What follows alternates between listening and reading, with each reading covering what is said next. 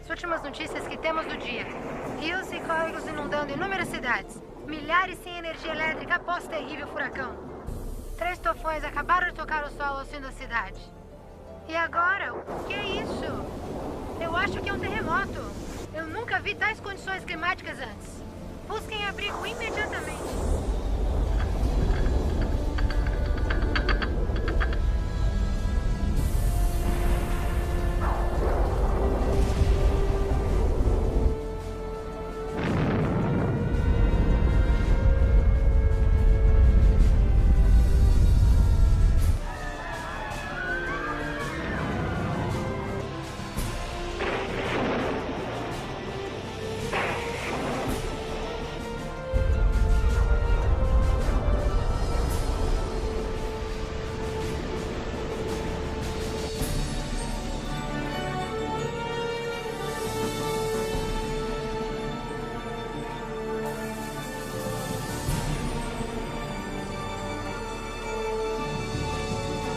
Olha, mamãe, Pastor Jesus.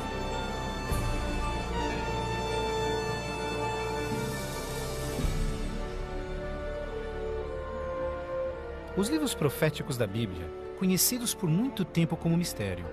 Textos históricos, números antigos, imagens simbólicas. Todos eventos apocalípticos descritos por vir em breve. É realmente possível compreender o seu significado? O que é a marca da besta? Será, como dizem, um microchip de computador implantado sob a pele ou será algo mais insinuoso? O que dizer sobre o anticristo? Este sinistro inimigo de Deus já se manifestou? Ou ainda espera nas sombras? Será um ataque terrorista que levará a Terra à tribulação final? Testemunharemos os horrores do Armagedon e as 7 últimas pragas? O que necessitamos saber para evitar ser deixados para trás quando o Senhor voltar? Reconheceremos os últimos dias e saberemos o que nos espera? O que você está pronto a experimentar revelará o que a Bíblia realmente diz sobre o final dos tempos. Junte-se a mim para juntos descobrirmos os incríveis fatos por trás dos eventos finais da profecia bíblica.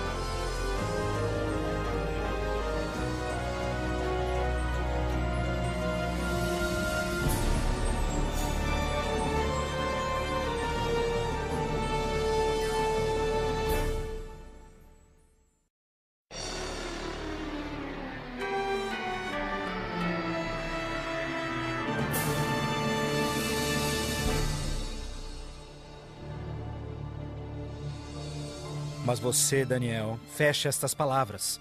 Cele o livro até o tempo do fim. Muitos correrão dele e para ele, e a ciência se multiplicará. O fim do mundo realmente ocorrerá? Se for, quando?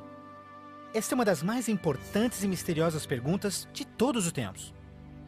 O profeta bíblico Daniel predisse claramente que ao final da história do mundo, nós veríamos um aumento dramático no conhecimento. Já aconteceu? Considere, por exemplo, como os meios de transporte mudaram dramaticamente em épocas recentes. Por 60 séculos, o meio mais rápido de transporte foi viajar a cavalo. Agora, viagens que demoravam meses são realizadas em minutos. Em uma geração, a revolução dos computadores trouxe mudanças tão radicais que nossos antepassados jamais imaginariam. Mas numa interpretação mais exata deste verso, é que o conhecimento a respeito dos livros proféticos aumentaria. E como predito, foi isso que aconteceu. Mas as profecias de Daniel não são as únicas na Bíblia que falam dos sinais do tempo do fim. O que mais pode estar escondido dentro dos antigos textos das Escrituras? E você ouvirá de guerras e rumores de guerras. Não te preocupes, porque todas estas coisas virão, mas passarão. Mas não é o fim ainda. Haverá fome, pestes, terremotos em vários lugares. Tudo isso será o começo das dores. Qualquer um pode ver em todo o mundo o quanto forças políticas e naturais têm tornado o nosso mundo moderno um lugar perigoso para se viver. Pense nisto. Nos últimos 100 anos, o mundo inteiro enfrentou 2 guerras mundiais, vários outros conflitos, sem mencionar o aumento de ataques terroristas. Além disso, um aumento na taxa de mortalidade em desastres naturais, incluindo terremotos, incêndios, inundações, tornados, tormentas assassinas num clima bizarro, tudo a caminho da destruição final do planeta. Incrivelmente, o apóstolo João profetizou que ao se aproximar o tempo do fim, aumentaria a habilidade do homem em destruir o planeta.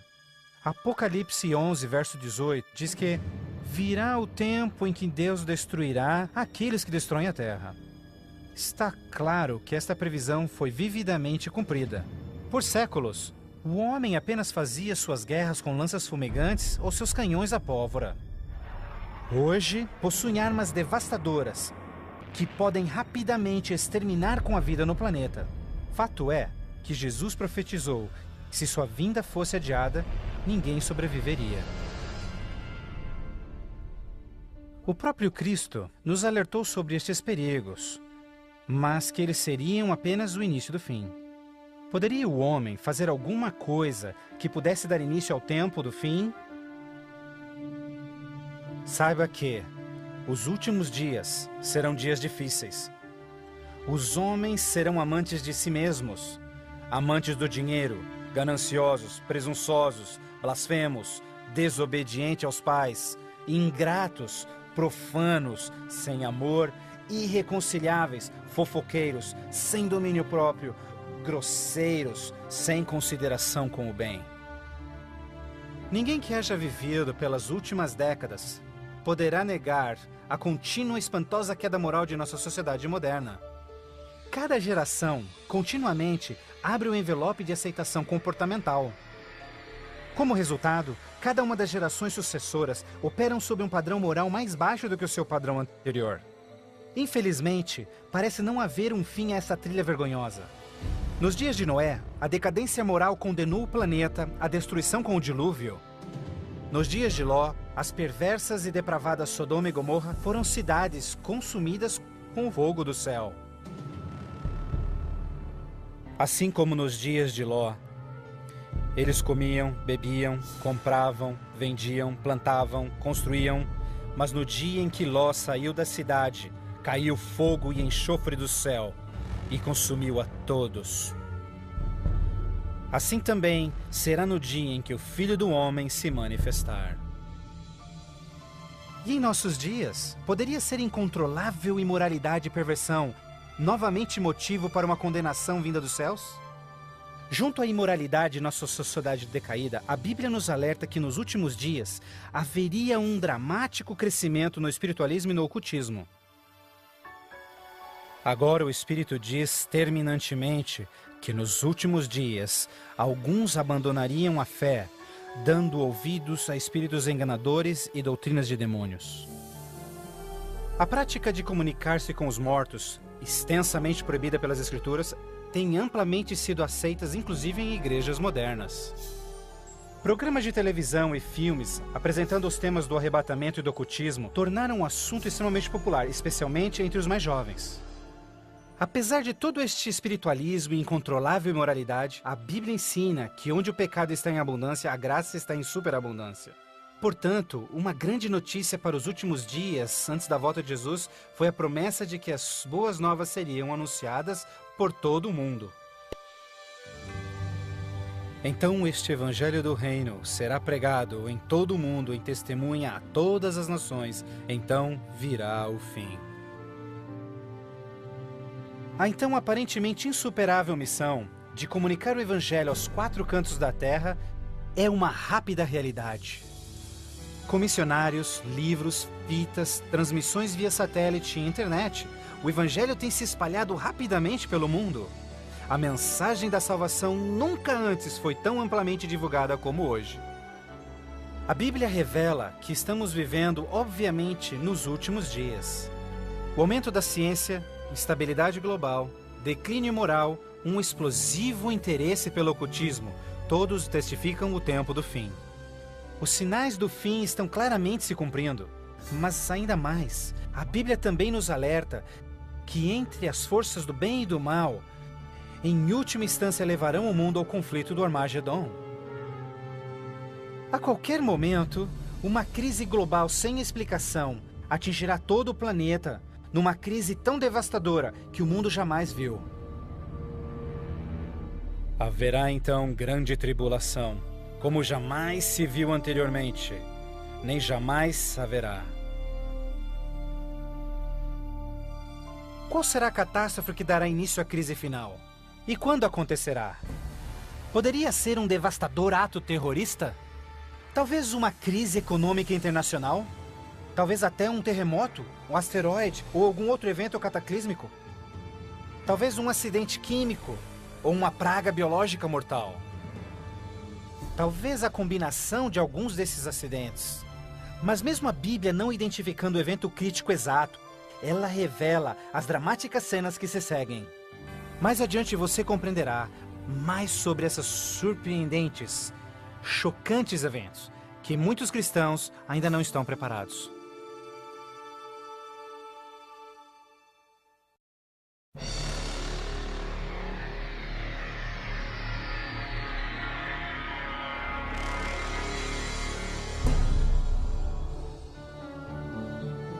Ao iniciar-se a grande tribulação, líderes mundiais lutam em lidar com o aumento das calamidades.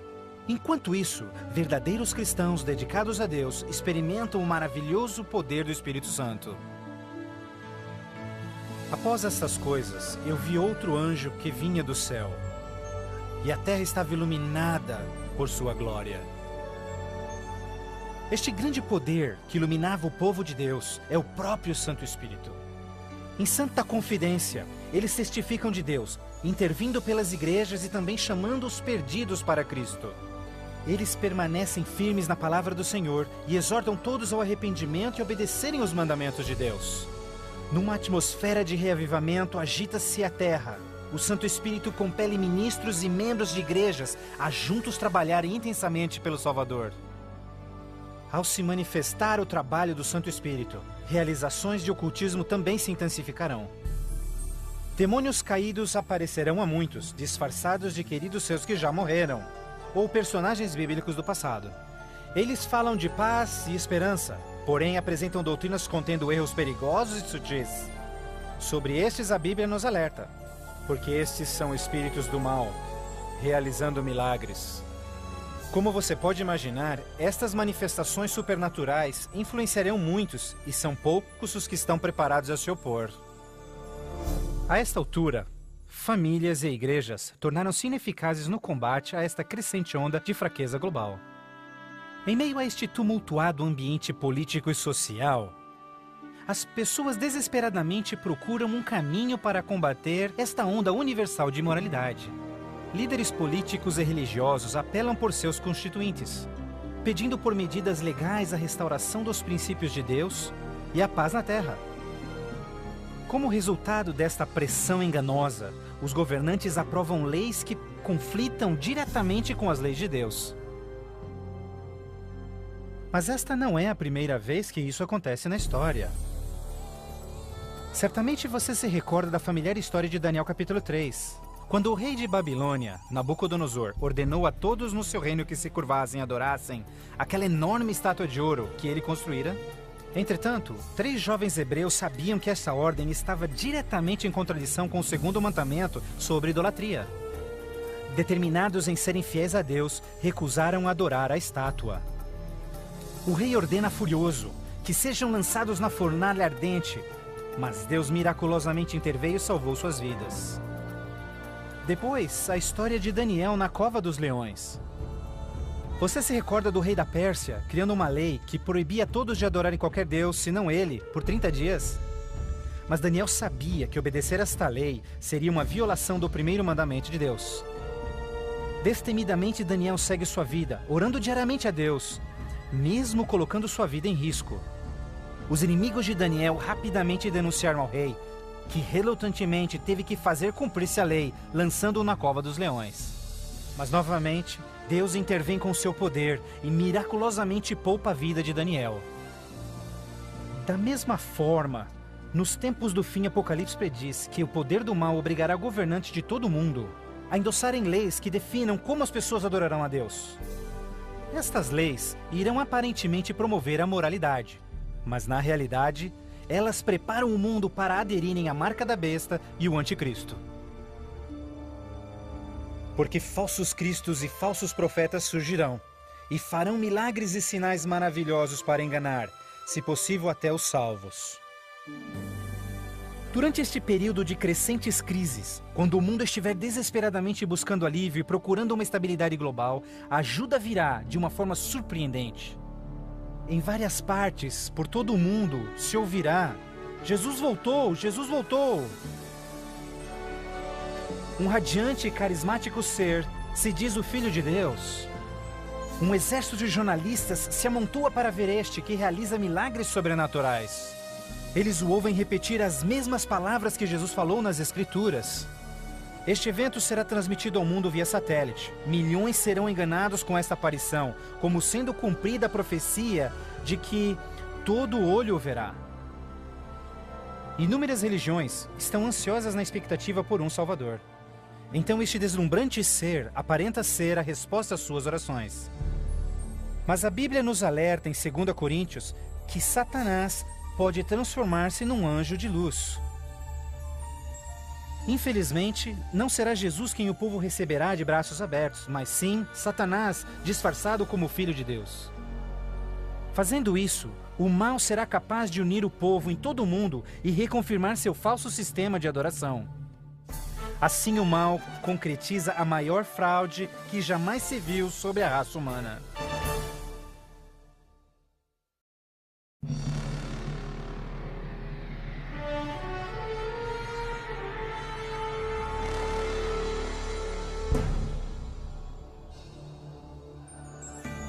A fraude satânica prova ser uma poderosa e motivadora força para o mundo.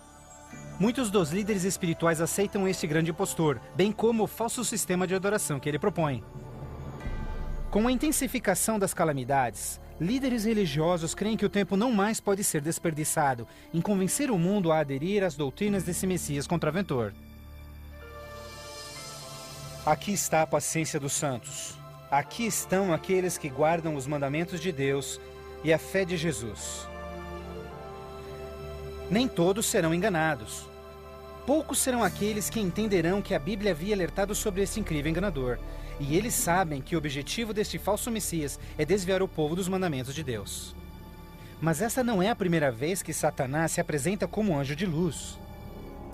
Quando Jesus foi tentado no deserto, Satanás apareceu a ele disfarçado como glorioso mensageiro de Deus. Mas o inimigo de Deus se revelou quando tentou a Jesus em desobedecer a palavra de Deus. Portanto, mais uma vez, usando a mesma tática, o mal tenta enganar o mundo a desobedecer a lei de Deus. Ninguém pode servir a dois senhores, pois odiará um e amará o outro, ou será leal a um e desprezará ao outro. O mundo chegou a um momento decisivo em sua história. O falso Cristo e o conflito global estão dividindo o mundo em dois grupos distintos: aqueles que seguem a Bíblia e aqueles que seguem a besta.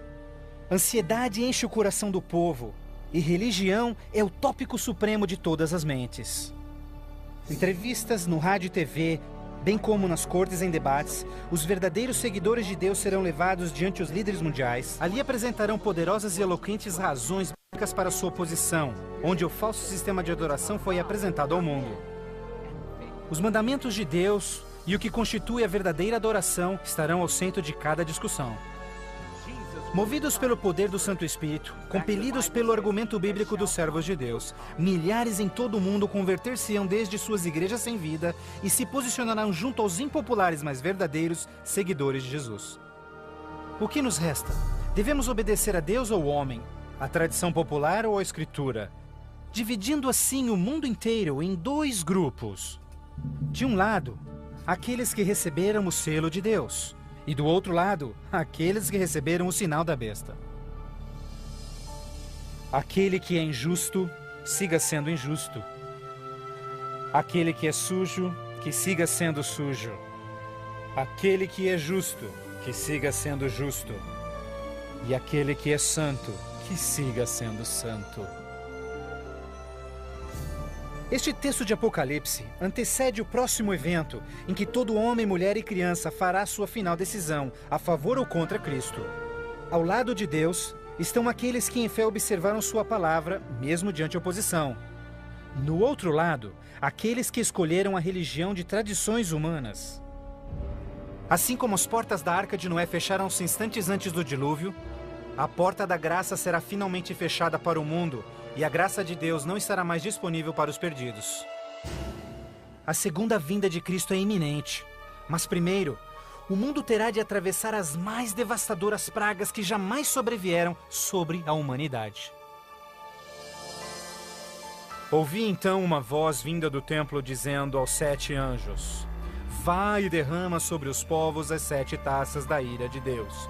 O primeiro foi e derramou a sua taça sobre os povos, e se viu uma ferida feia e dolorosa nos homens que tinham o sinal da besta e que adoravam a sua imagem. A esperança começa a ser massacrada quando as 7 pragas do Apocalipse 16 começam a cair no mundo numa sucessão rápida de eventos. Estes serão os mais horríveis flagelos jamais vistos pelo homem.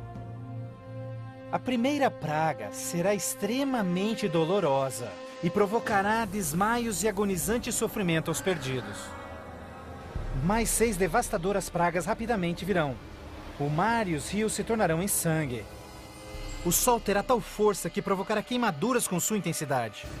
De tal forma, praga após praga virão. O terror reinará, tornando o mundo inteiro prisioneiros do pânico. Durante este período, alguns dos salvos encontrarão abrigo em locais isolados e remotos, onde serão protegidos e mantidos por anjos do Senhor. Outros, lançados em prisões, embora aparentemente abandonados pelo homem, não foram esquecidos por Deus. Os fiéis de Deus estarão protegidos das pragas, da mesma forma como os filhos de Israel foram preservados durante as pragas que caíram no Egito. Neste momento, os salvos passam por um momento de angústia em suas almas. O principal pensamento em suas mentes: estamos em paz com Deus? Finalmente, encontram paz em suas consciências, confiando nas promessas de Deus. Assim sendo, o dragão irou-se com a mulher e foi ao seu encontro para guerrear com os demais filhos dela, aqueles que guardam os mandamentos de Deus e têm o testemunho de Jesus Cristo. Persuadidos pelo falso Cristo, os miseráveis perdidos têm como única esperança para alívio das devastadoras pragas a eliminação daqueles que se opõem a eles. Então a decisão é tomada para caçar e exterminar em apenas um dia o povo de Deus que teimosamente apegou-se às Escrituras. Assim sendo, o campo de batalha espiritual tem aqueles que seguem as tradições humanas e adoram a besta, contra aqueles que amam a Jesus e obedecem os seus mandamentos. Esta é a batalha final do Armagedon, o mundo perverso que chegou finalmente ao limite da paciência de Deus. E finalmente o momento em que Deus entra em cena para resgatar os seus filhos fiéis.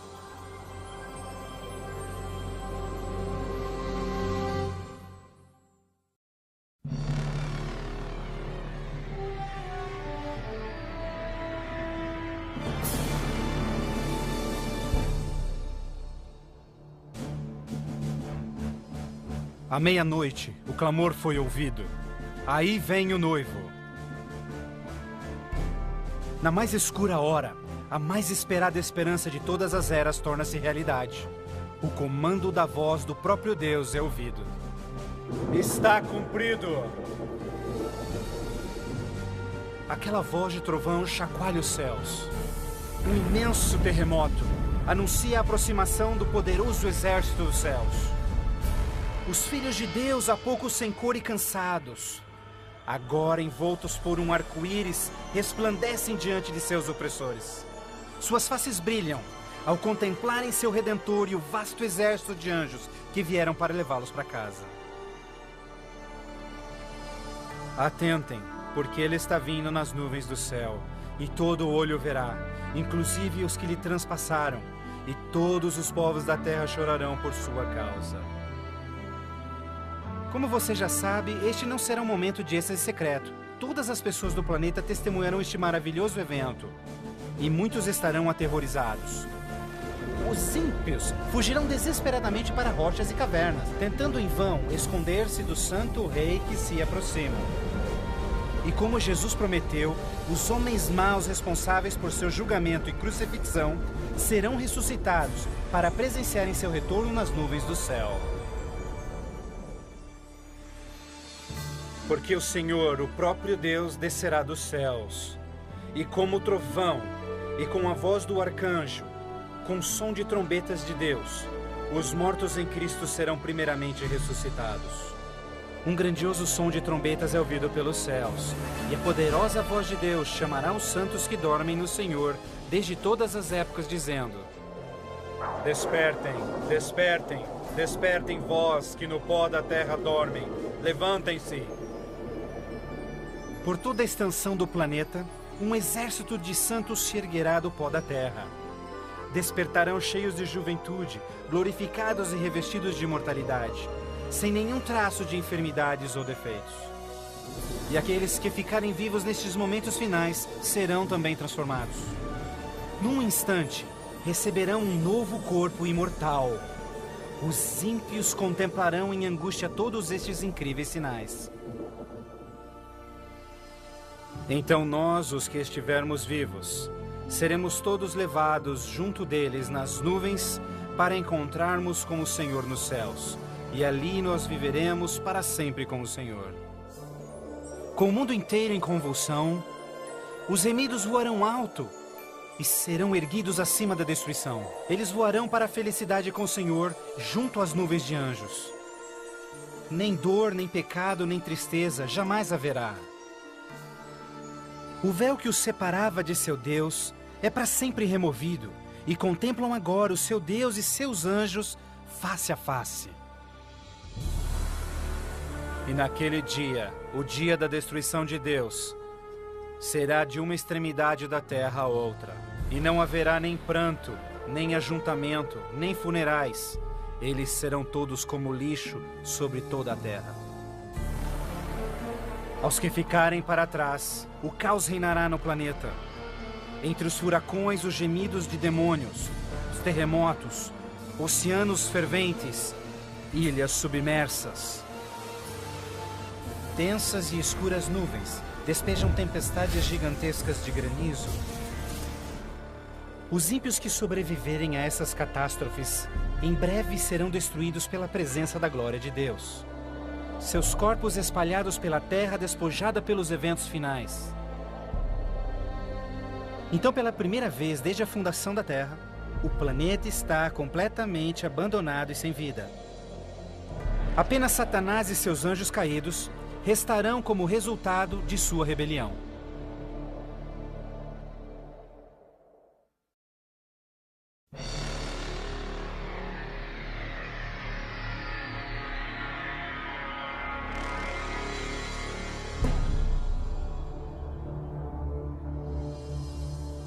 Então vi um anjo que descia dos céus, que tinha consigo as chaves do abismo e uma grande corrente em suas mãos. Ele acorrentou ali Satanás por 1000 anos. Confinados no mundo que ele arruinou, Satanás e seus anjos ali estarão por 1000 anos. Prisioneiros na escuridão, num planeta vazio e abandonado, só com seus demônios, Satanás apenas poderá esperar e ponderar no dia de sua punição. Por toda parte ele contempla cidades destruídas, florestas queimadas e ossos secos, tudo resultado de sua guerra com os céus. Confinado num vasto abismo, solitário, sem ninguém para tentar ou manipular, ele se torna absolutamente miserável. Então vi tronos, e eles se sentavam neles, e o julgamento era comissionado a eles, e eles viveram e reinaram com Cristo por 1000 anos.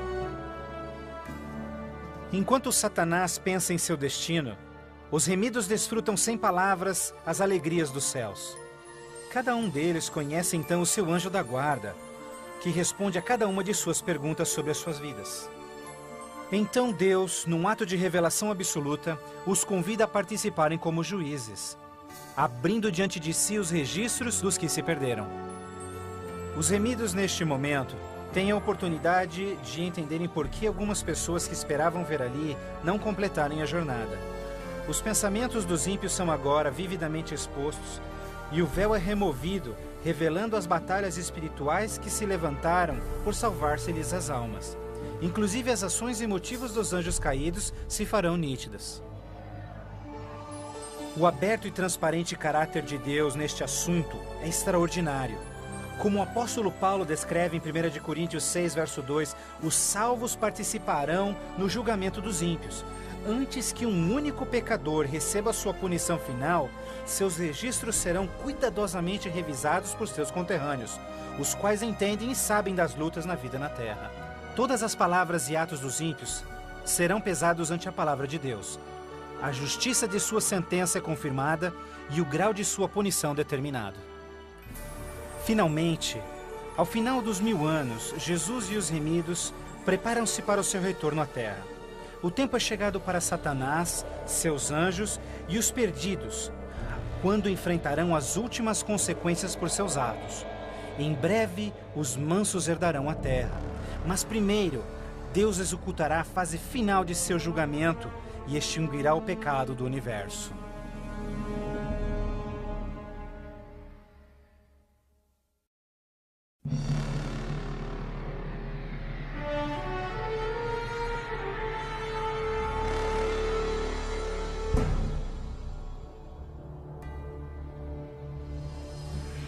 Então eu, João, vi a cidade santa, a nova Jerusalém, descendo dos céus desde a presença de Deus, vestida como uma noiva, adornada para o seu esposo. Após os 1000 anos sabáticos no céu, Cristo e os remidos, com a nova Jerusalém, voltam à terra. Ao se aproximar a cidade do planeta desolado, Jesus comanda que os ímpios voltem à vida desde o pó da terra. Ao seu comando, os ímpios de todas as épocas e lugares ressuscitam, da mesma forma como morreram, e ali estão diante de Deus.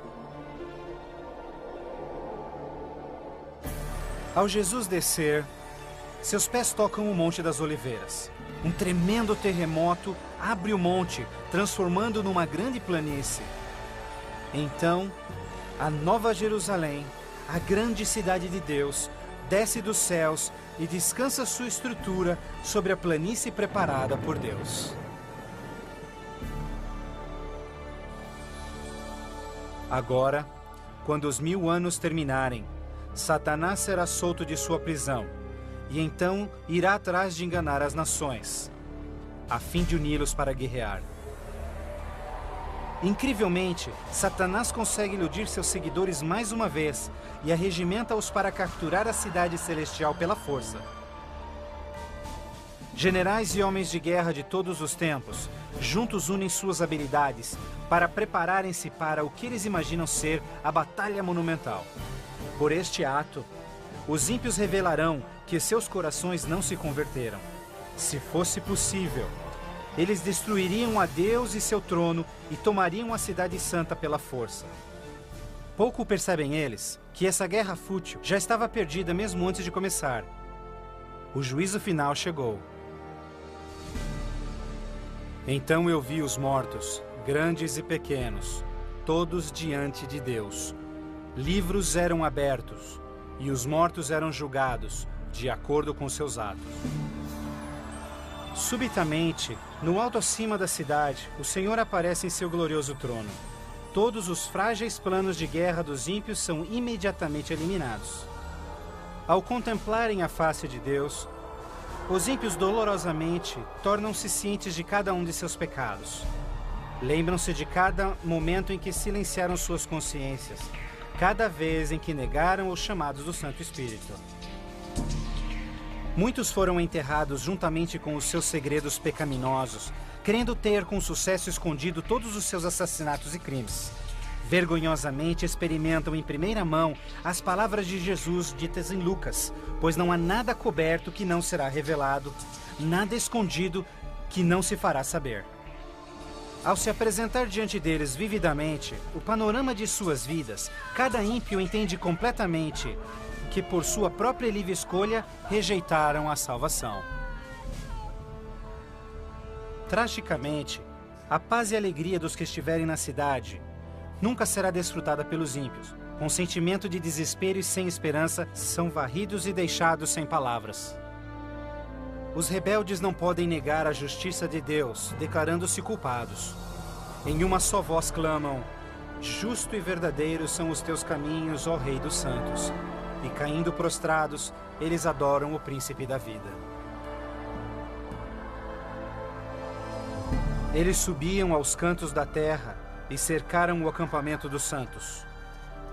Então caiu fogo do céu desde Deus e os consumia.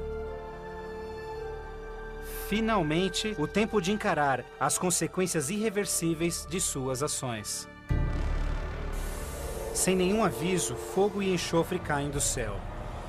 A terra se fende e fogo brota desde cavernas subterrâneas. Enquanto o inferno engole os ímpios, os justos estão a salvo e em segurança dentro dos portões da Nova Jerusalém. Cada pecador é punido de acordo com os seus pecados. Os com poucos pecados são destruídos rapidamente, enquanto os culpados de horríveis pecados contra a humanidade sofrerão mais. Satanás, o instigador de todos os pecados, será forçado a sofrer muito mais. Para Deus, a punição dos ímpios é um ato doloroso, mas é algo que a sua justiça demanda. O salário do pecado é a morte. Na cruz, Jesus sofreu a punição final no lugar de todos os que aceitaram seu sacrifício. Mas, tragicamente, os perdidos rejeitaram este presente e terão de pagar o preço por seus próprios pecados. Certamente o dia virá, queimando como fornalha. Todos os orgulhosos e todos os fracos serão consumidos. Você esmagará os ímpios, pois serão como cinzas debaixo dos seus pés. Ao se esfriarem as cinzas da destruição, os habitantes de todo o universo erguem suas vozes em louvor a Deus, pois o reino de terror de Satanás foi banido para sempre. Assim, com a paz no cosmos eternamente garantida, Deus agora dedica sua atenção à criação de um novo céu e uma nova terra.